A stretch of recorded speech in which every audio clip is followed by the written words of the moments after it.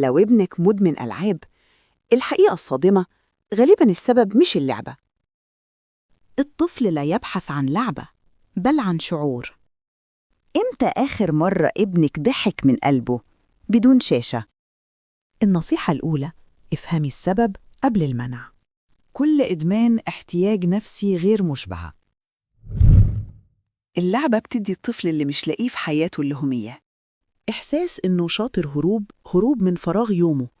الحضور الحقيقي مش وجود جسدي، الحضور الحقيقي انتباه، تفاعل، استجابة عاطفية. يعني الطفل ممكن يكون مع أمه في نفس البيت والأم تقوم بواجباتها كاملة ومع ذلك يشعر إنه لوحده. هنا الشاشة تملأ الفراغ ده.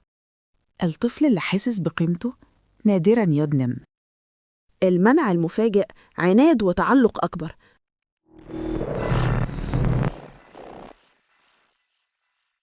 الخلاصة: الفهم يسبق التحكم.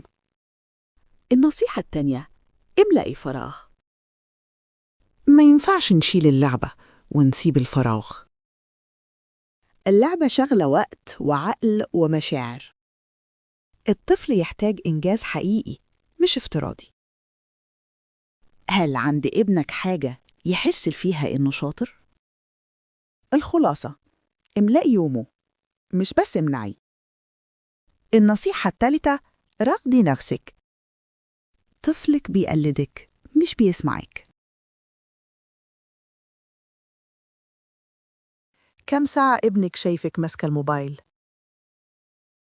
أقوى رقابة قدوة. الخلاصة: غيري سلوكك يتغير سلوكه. لما الأم تفهم ده تتحول من إزاي يمنعه إلى إيه اللي ناقصه وأنا مش واخدة بالي. طفلك لا يحتاج شاشة أقل، بل علاقة أعمق.